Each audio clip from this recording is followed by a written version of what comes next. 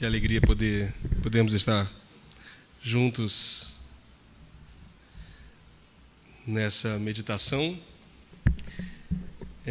Quando a gente diz que quando o preletor, né, ele tem um monte de papel aqui em cima, porque vai ser demorado, vai ser longo, né? Você imagina quando ele traz 2 Bíblias, então.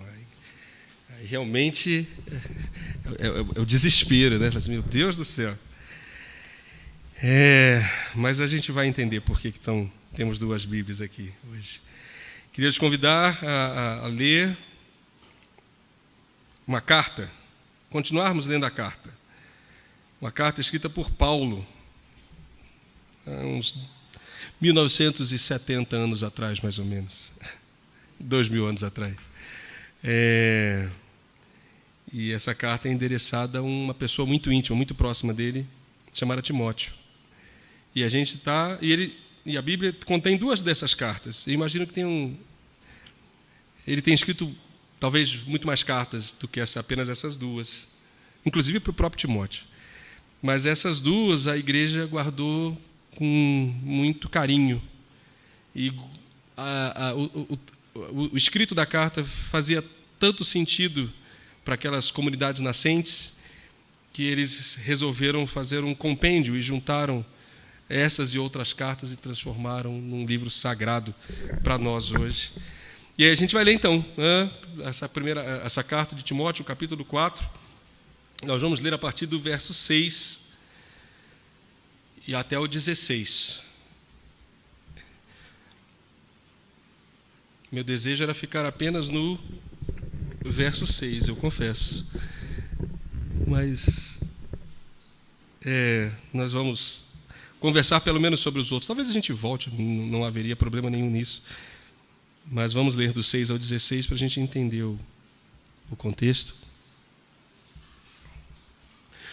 Propondo essas coisas aos irmãos, serás bom ministro de Jesus Cristo, criado com as palavras da fé e da boa doutrina que tens seguido. Mas rejeita as fábulas profanas e de velhas e exercita-te a ti mesmo em piedade. Porque o exercício corporal para pouco aproveita, mas a piedade para tudo é proveitosa, tendo a promessa da vida presente e da que há de vir. Esta palavra é fiel e digna de toda aceitação. Porque para isto trabalhamos e lutamos, pois esperamos no Deus vivo, que é o Salvador de todos os homens, principalmente dos fiéis. Manda essas coisas e ensina-as. Ninguém despreze a tua mocidade, mas sê exemplo dos fiéis, na palavra, no trato, no amor, como acabamos de cantar, no espírito, na fé e na pureza. Persiste em ler, exortar, ensinar até que eu vá.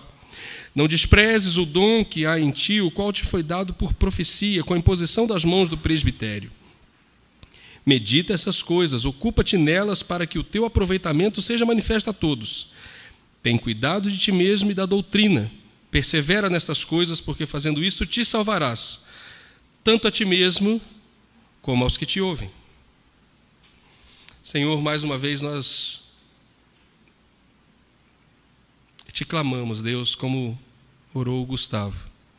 Que o Senhor, em nossa leitura comunitária do texto, possa ir falando aos nossos corações, desvelando a tua verdade, fazendo, Senhor, com que o nosso espírito viva e compreenda o teu texto para além, Senhor, dessas camadas de anos e anos de tradições, de interpretações, de construções teológicas, mas que o Senhor restaure em nós a força, a vivência, o significado deste texto que marcou tanto a vida deste teu discípulo chamado Timóteo e a vida da comunidade que ele pertencia, à igreja de Éfeso, e faz isso conosco aqui também em Brasília. Assim nós choramos em nome de Jesus. Amém.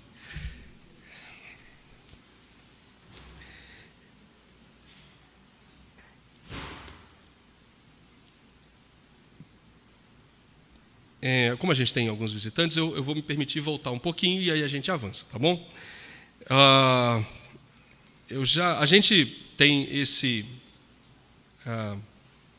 costume, liturgia, enfim, de ler o texto bíblico de maneira sequencial. Então, nós começamos lendo 1 Timóteo, capítulo 1, versículo 1, e hoje nós estamos aqui no capítulo 4, no verso 6. E essa tem sido a leitura bíblica, a leitura interpretativa. Obrigado, Gustavo, Deus te abençoe. Essa leitura interpretativa que o Senhor tem nos chamado a fazer nesse texto. E ela é uma leitura que se permeia ou entremeia com a nossa vivência. Então, nós não estamos lendo a partir de uma posição externa ao mundo, externa à nossa vivência, e tentando abstrair e nos concentrar, talvez, numa mensagem que seja única, que seja universal. O texto bíblico, mais do que o texto bíblico, e o seu inspirador, ele tem essa possibilidade de nos conectar com o mundo presente com textos escritos há muito tempo. E quem faz isso é o próprio autor, o Espírito Santo, que soprou o ouvido desse homem. É claro, a gente não acredita aqui em que Paulo tenha simplesmente escrito sem pensar a carta. Não, ele estava colocando parte dele, parte da vivência dele, parte das experiências dele. Inclusive, em alguns momentos, ele faz até algum tipo de licença e diz, olha, esse tipo de coisa aqui, eu ainda nem recebi do Senhor ensinamento direito, mas eu sei que é assim, e eu entendo assim, e quero que vocês julguem o que eu estou falando, sabe? Sem o propósito nenhum de trazer para si mesmo, além daquilo que ele sabia que era. Muito bem, nesse texto, para Timóteo, então ele faz uma carta para um filho na fé, para um discípulo muito próximo, para alguém que ele, ainda jovem, retirou da companhia da família, adolescente talvez, alguns dizem, da companhia da família para acompanhá-lo em viagem missionária.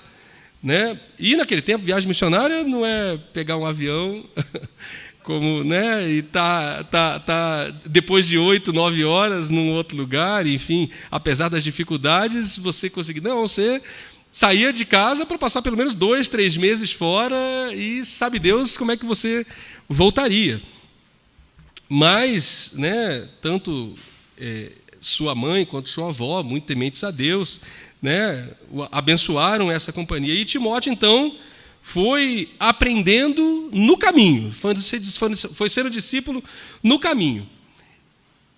E, neste momento, essa igreja de Éfeso, que Paulo tem tanto carinho por ela e está ausente dela, Paulo está ausente dessa igreja, ele diz, olha, Timóteo, eu sei que você está aí, eu pedi que você ficasse, né? Eles se separaram então nessa viagem, ele disse, essa igreja está precisando de um pouco mais de cuidado, então eu quero que você fique, e eu vou estar de longe, né? Eu vou estar em outro lugar, mas eu vou mandar carta para você.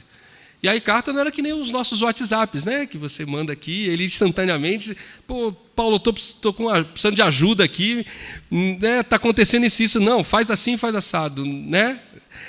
Havia uma dependência maior, que talvez a gente nunca devesse ter se afastado, né? Mas do Espírito Santo. E Paulo então escreve essa carta com esse intuito. Ele está escrevendo para alguém que é muito próximo a ele, um discípulo. O capítulo 1, né, dos primeiros versos, vai chamar de verdadeiro filho na fé. Paulo teve um monte de discípulos ao longo da sua caminhada. Alguns se afastaram, depois voltaram, outros se afastaram e nunca mais voltaram. Então, ele tem essa experiência da perda, do afastamento eventual de alguns companheiros por diversos motivos. Inclusive, digo eu, não Paulo, por culpa dele mesmo. Mas Paulo, então, escreve essa carta, e essa é a primeira que ele escreve. E há um tom muito diferente entre essa primeira carta e a segunda carta, né? Que não necessariamente seja a segunda, enfim, como eu já disse, pode ter acontecido outra, mas são as duas que a comunidade cristã, a cristandade recolheu e guardou com muito carinho. Nessa carta, então, ele vem falando de diversas coisas. E a gente vai conversar um pouco sobre a tradição que recepcionou essa carta. Depois, ao longo dos tempos, começou a compilá-la junto com uma outra carta que Paulo escreveu, que é a segunda. Depois, uma outra carta, que é Tito. Essas 3 cartas e mais Filemão são cartas de Paulo. Filemão, tem alguns que dizem que não é uma carta, é um bilhete, porque é só um capítulozinho, é pequenininho. Mas, enfim, tem um conteúdo muito presente, talvez, na nossa cultura hoje, uma discussão super importante, e de relação de trabalho, né, e escravidão. E depois tem algumas outras cartas, como Pedro e como João, e aí os estudiosos compilam tudo e chamam de cartas pastorais. Então, quando você ouve cartas pastorais, você pensa, poxa, é Paulo, que é apóstolo, escrevendo para os pastores, né? Pastor Timóteo, para o pastor Tito, para o pastor Filemão. Tito, eu não tenho ainda certeza, mas Timóteo e Filemão não eram pastores, a princípio. Mas as cartas são pastorais, e a tradição da igreja chamou de cartas pastorais, e que diferença isso faz para nós? Faz diferença porque quando você está lendo uma carta que alguém te disse que é pastoral, 99% vai dizer, bom, então não é para mim, porque eu não sou pastor. Isso aí é para aqueles caras que vão lá na frente no domingo, né, Daniel? E pega o microfone e tenta dizer. Mas a própria carta nos revela isso, e o primeiro versículo que a gente leu hoje deixa isso muito claro. Aí você vai dizer, não ficou claro para mim. Propondo essas coisas aos irmãos, serás bom ministro de Jesus Cristo, criado com as palavras de fé e da boa doutrina que tem seguido. Eu não sei se na sua versão está escrito ministro, está escrito servo, mas eu duvido que vocês tenham uma versão que está escrito a palavra que de fato é no grego. Que a palavra que é no grego é diácono. Propondo essas coisas aos irmãos, você será um bom diácono. Então, Paulo está escrevendo para o diácono Timóteo, não é para o pastor Timóteo, não é para o apóstolo Timóteo, não é para o missionário Timóteo, não é para o mestre Timóteo, não é para o profeta Timóteo. E isso muda e muda tudo. Porque se é para o diácono Timóteo, e aí o texto, que algumas traduções, de maneira correta, traduzem por servo, por ministro, algumas traduções traduzem, e não estaria errado, mas me chama a atenção a escolha. Por quê? Porque o capítulo 3 inteiro, a gente estudou sobre como devem ser o comportamento dos bispos e como deve ser o comportamento dos diáconos. Então, depois de Paulo ter dito, olha, bispos, vocês devem ser assim, e diáconos, vocês devem ter assim, então, meu filho querido, meu diácono amado, se você fizer isso, você vai ser um bom diácono. E aí a tradução pegou e falou assim, não, mas você vai ser um bom ministro, você vai ser um bom servo. E aí a gente já, dentro da teologia, fala assim, você vai ser um bom pastor. E aí, estamos falando com o pastor Timóteo, alguns vão dizer com o pastor da igreja, Timóteo. Mas não, Timóteo não era o pastor da igreja. Timóteo não era sequer o bispo. Timóteo era diácono. E Paulo está escrevendo para o diácono. Por quê? Porque é o diácono, filho dele, querido, amado. Paulo escreveu para a igreja de Éfeso e nós temos o registro, a carta aos Efésios. Mas nesse momento Paulo não está escrevendo a carta para a igreja de Éfeso. Paulo está escrevendo para o discípulo querido, para o diácono Timóteo. E por que isso muda? Porque nós todos, neste reino que transcende o nosso entendimento, que transcende a nossa visão, fomos chamados para sermos diáconos. Aí quer ver como é que a gente bagunça as palavras? Ministro, né? Não, na sua versão tem ministro. O ministro é pastor. Não, não é, né? Obviamente não. E ministro é servo, é alguém a serviço. E aí, pô, mas aqui em Brasília, ministro, né, Luiz? Ministro nada mais distante, né? Ministro é o servo, é quem serve. Quer um outro nome para ministro que vai ficar legal? Mordomo. São sinônimos. Mordomo, mordomo. Se a gente for lá para Atos e for na instituição dos primeiros diáconos, os apóstolos, né? E eu tenho um bom conflito com esse texto, mas a gente pode rememorá-lo. Os apóstolos, Pedro, né? Diz assim, olha, não cabe a nós ficar servindo às mesas. Por quê? Porque havia um conflito entre as famílias que precisavam receber o apoio da igreja. É parte da nossa essência como igreja apoiar aqueles que têm necessidade. E isso acontece desde o momento zero da igreja. Enfim, e nesse apoio que a igreja dava, tinham famílias que eram de viúvas judias e tinham famílias que eram de famílias. Tinham viúvas que eram de famílias judias, mas de herança grega, ou seja, que eram helenizados, como eles chamavam, né? Eram judeus que já tinham saído da Palestina e voltado, e que, portanto, eram considerados. E me parecia que, na decisão ou na indecisão, esse reino que a gente cantou de bondade, igualdade, justiça e misericórdia, não estava sendo tão igual assim. E nessa divisão, estamos falando da igreja nos seus primeiros respiros, fôlegos de vida, igreja bebê, igreja recém-nascida, e já havia essa disputa, né? Quem que a gente vai dar na mão? Tem um ditado popular, né? Se a farinha é pouca, meu pirão primeiro. A igreja já estava nessa luta ali, a instituição ali. E por isso, nesse momento, os apóstolos dizem, não, eu não vou servir às mesas. Então me separem homens fiéis, servos fiéis, mordomos fiéis, diáconos fiéis, essas pessoas que vão, para que possam servir assim. Então o chamado da comunidade cristã é o chamado ao serviço, é o chamado ao diaconato. E não à toa nós temos tentado estabelecer aqui, aí falando um pouco da Betesda aqui, diaconias. Diaconias em diversas áreas, diaconias de intercessão, diaconias de ação social, diaconia do louvor, diaconia de missões. E aqui vai o primeiro convite, intimação, se envolva. Nós somos corpo, e se não estivermos servindo, é claro, há momentos e fases das nossas vidas, né, em que precisamos aprender, né? Mais uma vez quero agradecer o cuidado da igreja com a minha esposa, mas nós temos que estar prontos a servir. E eu queria então fazer esse convite. Se você não está ligado a nenhuma diaconia da igreja, se você não está servindo, sirva, porque o Senhor te deu talento. Você tem talento, e talento no sentido, outra palavra desgastada no nosso dia, né? Você tem um presente, um carisma, né, do grego, dado por Deus, que só você tem, que Ele deu e que te faz viver, né? te traz vida quando você usa esse talento. Esse é o convite. Bom, e Paulo, então, está escrevendo para esse diácono, filho querido dele, para esse servo, para esse ministro, né? E agora, entendendo o significado de ministro, né? O que são os ministros? Agora vai ficar talvez mais claro ainda. São os servos do presidente. Né? Ok, acho que todo mundo entendeu agora, olha só, que legal. Mas é isso mesmo. Em tese, o servo, o diácono, não tem agenda própria. A agenda é do Senhor. Nesse reino, me desculpe, a agenda não é sua.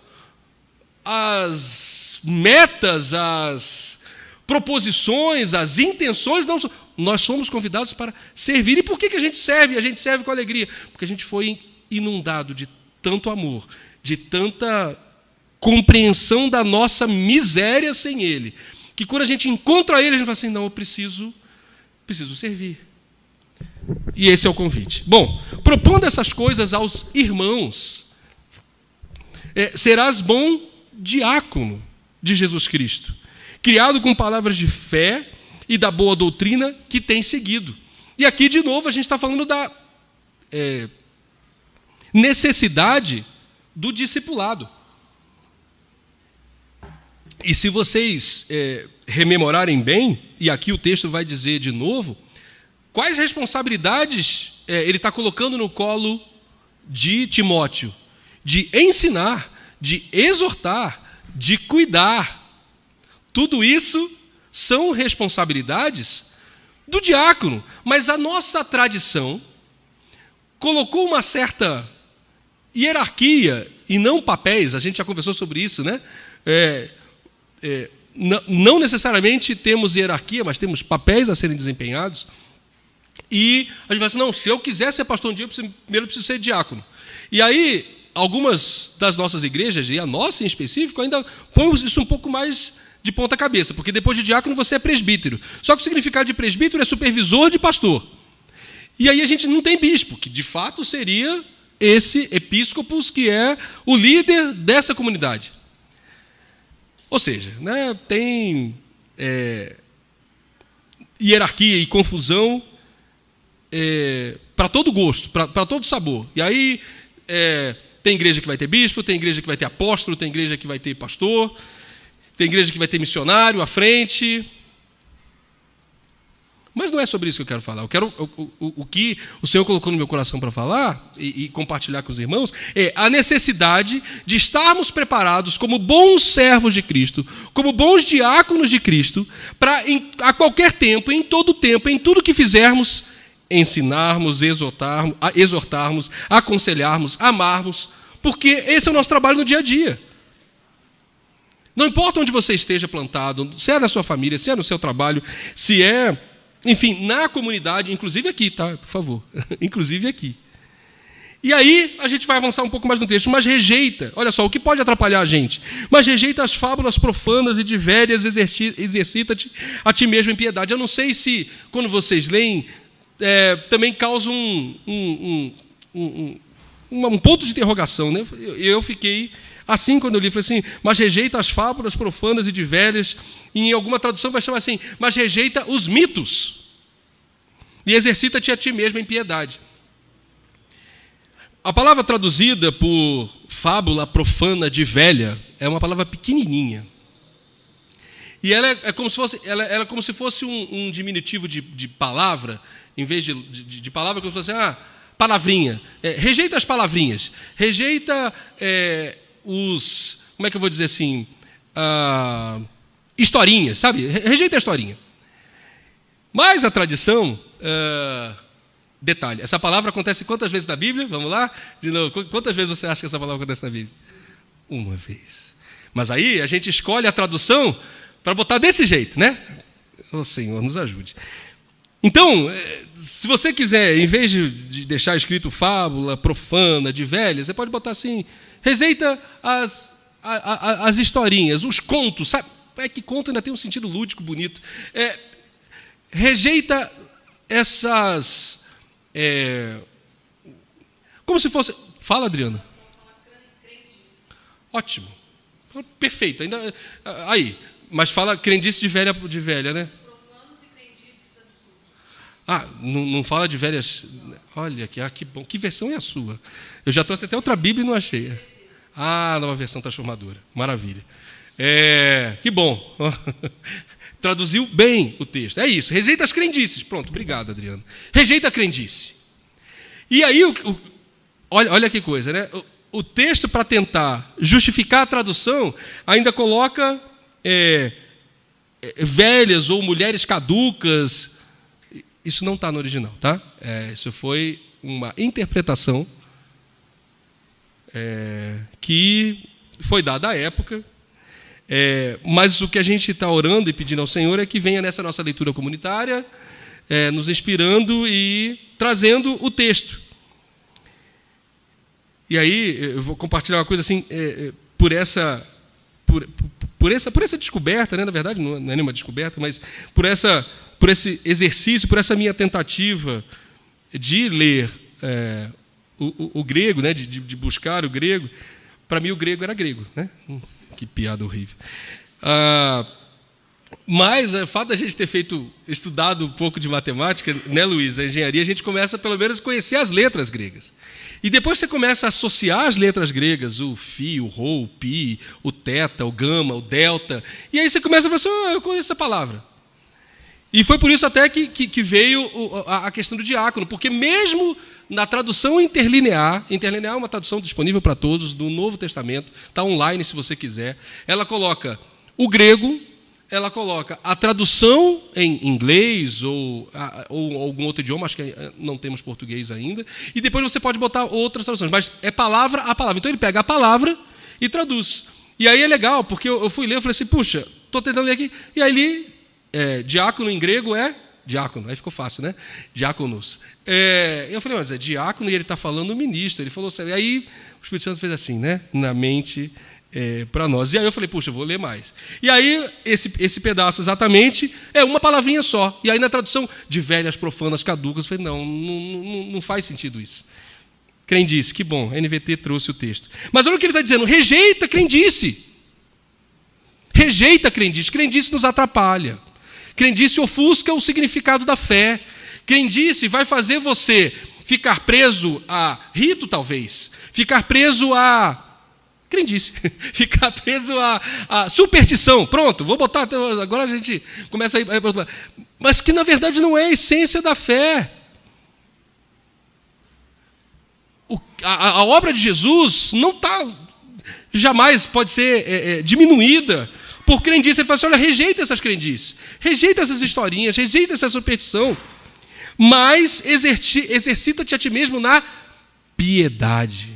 Olha que convite lindo que ele está fazendo ao filho dele na fé, ao discípulo. Ele fala assim, olha, eu quero que você seja o exemplo de Jesus, eu quero que as pessoas olhem para você na comunidade cristã, meu filho Timóteo, e reconheçam em você alguém piedoso, alguém que não vai ficar dando conversa para historinhas que não faz sentido. E em todo lugar onde se juntam pessoas, é normal haver conflitos, divisões. Ah, não, eu gosto mais do Gustavo, então o que o Gustavo falar vai estar certo. Ah, mas eu gosto mais do Davi. Olha só. Eu, particularmente.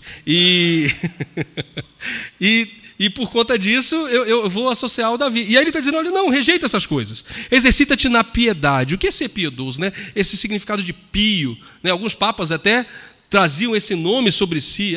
Pio, tal. É essa consciência do serviço. Ser piedoso é o contrário do ser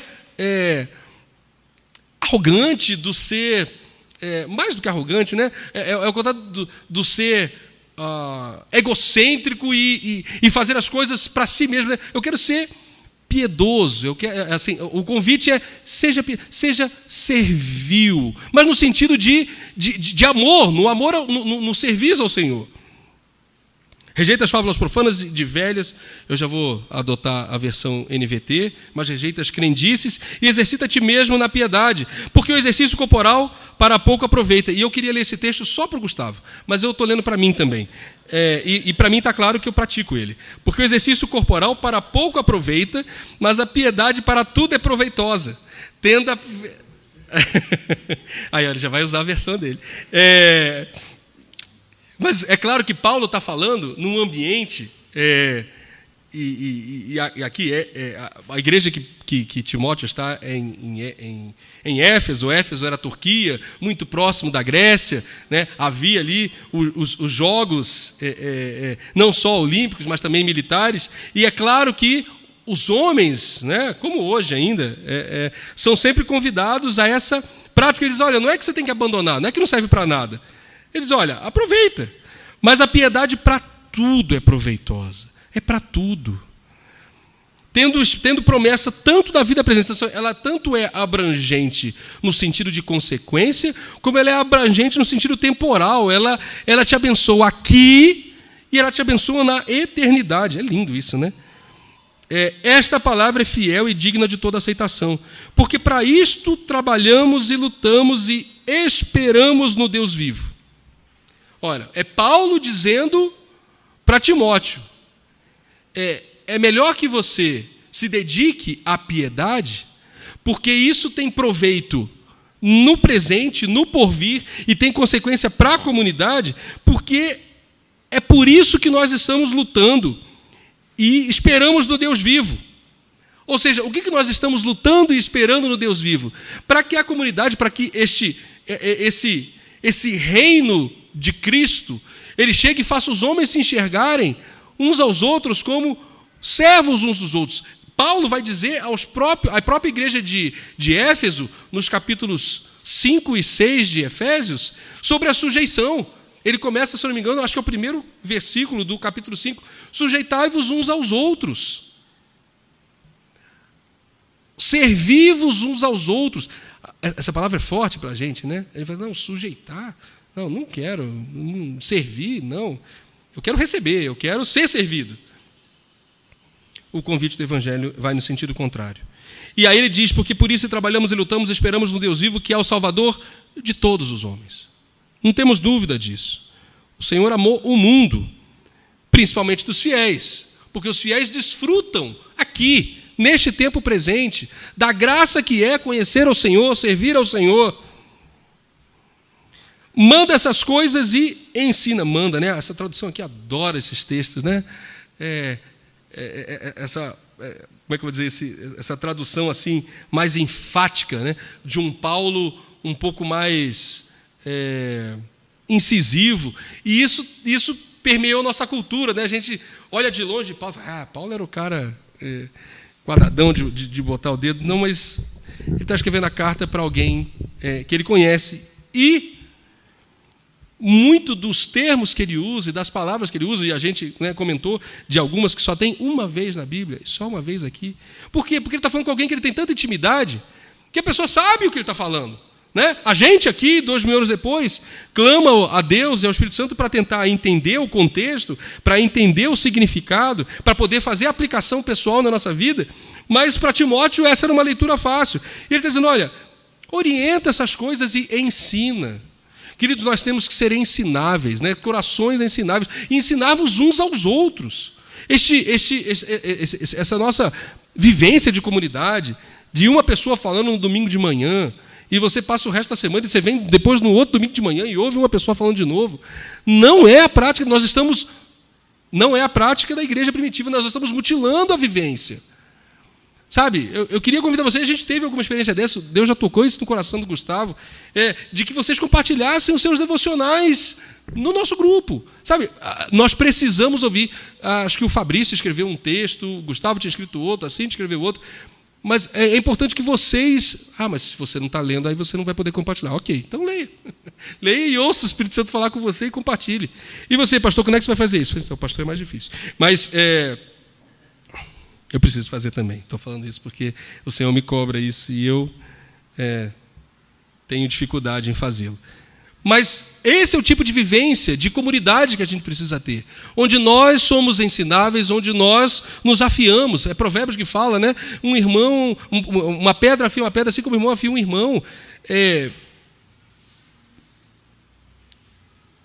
Nesse tipo de comunidade de iguais, sem essa hierarquia, onde o diácono ensina, onde o diácono instrui a igreja, e onde o bispo, o episcopo, né, que fala do capítulo 3, não se sente enciumado por isso, não se sente menor por isso, mas antes percebe a boa mão do Senhor fazendo. Esse é o tipo de comunidade que reflete Jesus. Porque vocês já imaginam Jesus uma figura intimidadora? Né? Será que dá para imaginar um Jesus que entra e as pessoas se escondem, se abaixam? Não, as pessoas queriam era abraçá-lo, grudar nele. Ele está almoçando e tem uma mulher do lado dele, chorando aos pés dele, lavando os pés dele, e ele chega em outro lugar e fala assim, cara, tu está na árvore aí, pô, ou você desce ou eu vou subir. Não, ele não falou isso, ele só falou que ia na casa dele, mas eu já me empolgava. Se tu não descer, eu vou subir e vou comer contigo aí o que você está comendo dessa árvore. É esse tipo de experiência que Jesus produz. Discípulos no caminho de Emaús, final do capítulo de Marcos, eles estavam andando juntos, não sabiam que era Jesus, Jesus tinha morrido, e portanto nem imaginavam que pudesse ser. Quando Jesus se ausenta da presença dele, o que eles dizem? Eles olham para o outro e falam assim, nosso coração não estava quentinho enquanto ele estava com a gente? Os diáconos de Jesus deixam o coração quentinho das pessoas. As pessoas querem estar perto. Mas, infelizmente, a gente tem aprendido a afastar pessoas, a construir muros à nossa volta. E a gente não só constrói muros, como a gente empurra os que tem estar dentro. Fala, não, você não devia estar aqui, não. Você não pode, não. Eu não vou nem brincar, porque isso é muito sério. Mas, então, Paulo está falando para esse filho querido dele, Ele diz, olha, manda essas coisas e ensine. E aí ele termina nesse texto final, que depois eu vou ler aqui, nessa outra tradução também, ele dizendo, ninguém despreze a tua mocidade. Sabe? Por quê? Porque ele está falando para um diácono jovem, para um filho dele que viajou com ele na fé. Ele falou assim, os nossos adolescentes estão lá, mas você é jovem. Talvez você, Daniel, né? Ninguém despreze a tua mocidade. Por quê? Porque apesar da sua juventude, apesar da nossa juventude, enfim, o poder, a graça, o que temos de precioso diante de nós é Cristo, e não o que pode ser revelado por aquilo que a gente acumulou, seja de conhecimento, seja de qualquer outra coisa. Então, o precioso em nós somos o vaso, mas o precioso é o que está dentro do vaso, não o vaso. E aí ele diz, ninguém despreze a tua mocidade, mas ser exemplo. Exemplo no quê? Na palavra, no trato, no amor, no espírito, na fé, na pureza. Que conselho? É um pai falando com o filho, né? Ele é um pai aconselhando a um filho na fé. Ele está aconselhando um dos diáconos da igreja e diz, olha, guarda isso no seu coração, você vai abençoar, você vai ser abençoado e abençoar a muitos. Persiste em ler, estude, leia, medite, exorte e ensine até que eu vá. Eu vou. Eu quero encontrar vocês, eu quero estar com vocês. E Paulo chegava e dizia assim, olha, eu vou fazer o quê? Eu vou compartilhar alguma coisa que Deus me deu e ouvir de vocês aquilo que Ele tem compartilhado. Mas a gente perdeu esse compartilhar, né? Ruim isso, ruim. Mas eu estou os conclamando a despertar o dom que Deus deu a cada um de vocês, diáconos, na Betesda. E que nessa pluralidade que Deus se manifesta. Não desprezes o dom, o carisma, essa partícula divina, única, dada a você, o qual te foi dado por profecia com a imposição de mãos do presbitério. E aqui o presbitério no lugar certo, os anciãos da igreja, reconhecendo aquele jovem como alguém digno, alguém que tinha sido provado, alguém cheio do Espírito Santo de Deus, recebendo a imposição do presbitério, e dizendo, ser cheio.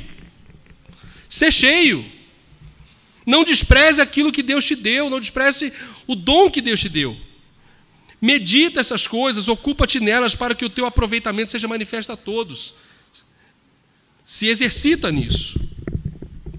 Tem cuidado de ti mesmo e da doutrina, persevera nessas coisas, porque fazendo isto, te salvarás tanto a ti mesmo como aos que te ouvem. Aí, não vou nem entrar na questão teológica de a gente vai conseguir ser salvo pelo que a gente faz. Obviamente não é isso que Paulo está dizendo.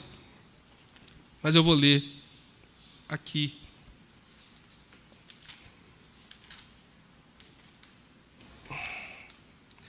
Diz assim, transmite essas palavras a partir do verso 11, tá? Isso aqui é uma tradução chamada mensagem. Transmita essas palavras e ensine todas essas coisas e não permita que ninguém o despreze pelo fato de você ser jovem. Ei, meus queridos, ninguém o despreze pelo fato de você não estar na hierarquia da igreja, você não estar nominado como alguém que pertença ao, sei lá, como é que eu vou chamar isso? Ministério, sei lá. Enfim, você não tem nome, mas o Senhor que te deu o dom te conhece. Transmita essas palavras e ensina todas essas coisas e não permita que ninguém despreze pelo fato de você ser jovem. Ensine os cristãos com a vida. Olha que tradução linda. Então você ensina os cristãos com a sua própria vida. É como você age que você vai ensinar. Pela palavra, pelo procedimento, pelo amor, pela fé, pela integridade. Como seria maravilhoso se o espaço que hoje nós cristãos temos na mídia fosse ocupado por pessoas assim, que pudessem ensinar com as próprias vidas. A gente, de fato, não precisaria ficar pagando programa de televisão para anunciar Jesus, porque a vida dessas pessoas anunciaria. Falaria mais alto do que o que elas falam. Mas, e como é de fato, e todos nós sabemos, as atitudes nossas, minha e de vocês, falam muito mais do que o que a gente fala. E é disso que Paulo está dizendo. Ele fala assim, olha, que você seja ensine os cristãos com a vida, pela palavra, pelo procedimento, pelo amor, pela fé, pela integridade. Continue lendo as Escrituras, aconselhando e ensinando a partir das Escrituras, não a partir do blog, não a partir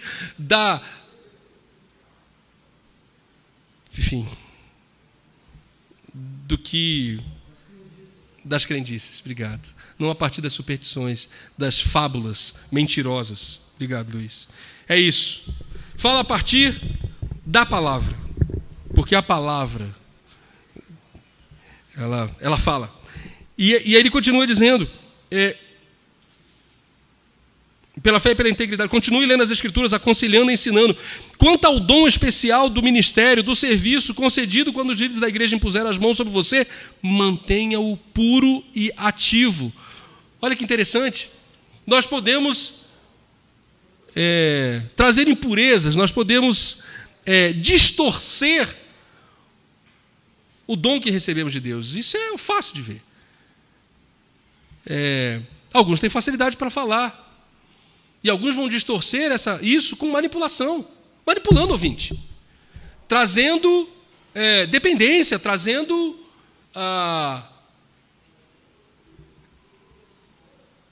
coisas ruins. Não entendi. Medo? Sim. Medo, opressão, agressão, enfim. O que Paulo está dizendo, olha, você tem um dom, mantém ele puro, mantém ele, qual foi o outro? Ativo. São duas qualificações, né? Um é não distorcer e outro é se exercitar dele, não esconda nele. Jesus conta uma parábola, né, sobre isso, de alguém que recebeu um talento e com medo ele esconde, fala, não, pelo menos quando eu voltar, está aqui, ó, eu não perdi, tá, mas se você não usou, você desperdiçou. Imagina, Luiz, lá na sua chácara, na sua casinha, lá naquele, né? Eu não sei se eu vou chamar de pomar ou não, mas quantas sementes você tem e que você escolhe. Se você deixar a semente no potinho, eu tenho um monte de boas sementes, olha que maravilha, de todas as espécies e tal. Já pensei já num café, não sei porquê. Mas e tenho aqui, e aí, ou pimenta, né? Minha esposa gosta muito de pimenta. Mas, e aí? Não, ela está aqui, mas tem que estar ativo, tem que estar puro e tem que estar ativo.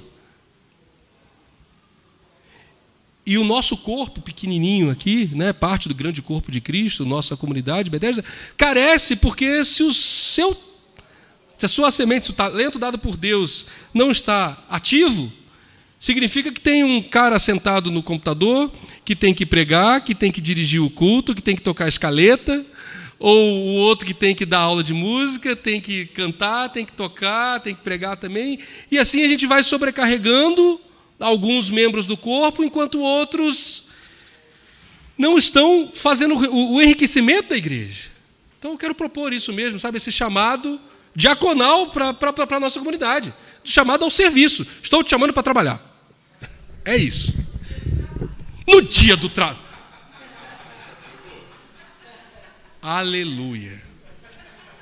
Aleluia. Vamos comemorar diferente o dia do trabalho. Amém. Amém, Luciano. Amém. É isso. No dia 1º de maio, celebramos o dia do trabalho e eu te convoco. A seara é grande, poucos são os ceifeiros. Agora já fiquei, ó. Olha aí. Jesus. Tá vendo? Tá vendo? É esse tipo de fluir, né? Estamos sendo ensinados uns aos outros. Que maravilha. Que lindo. Cultive essas coisas, ele continua, mergulhe nelas, né? Eu gosto porque essa tradução ela também é poética e ele dá poetiza o texto, né? Cultive essas coisas, mergulhe nelas, todos perceberão que você amadureceu, Timóteo, que você amadureceu, igreja Bethesda.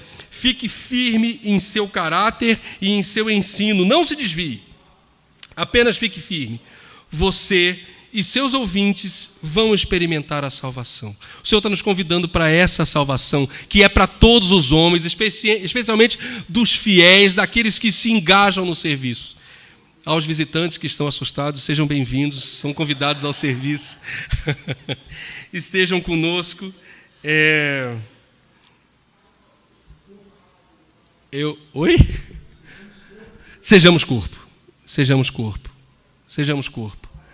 Se queremos ser um corpo bem ajustado, ligado pelo Senhor, no vínculo fraterno do amor, um corpo que consiga expressar o que é Cristo nesses tempos ao mundo. O mundo carece de um corpo de Cristo vivo, verdadeiro, puro, ativo. Enquanto esse corpo estiver ensimesmado, não existe essa palavra, mas eu vou inventá-la, ostracizado, se é que existe, mas voltado apenas para si. Você veio aqui para buscar o seu não. Eu vim aqui para servir.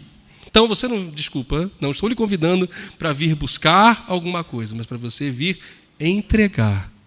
E graças a Deus também, porque não estamos pedindo para que você entregue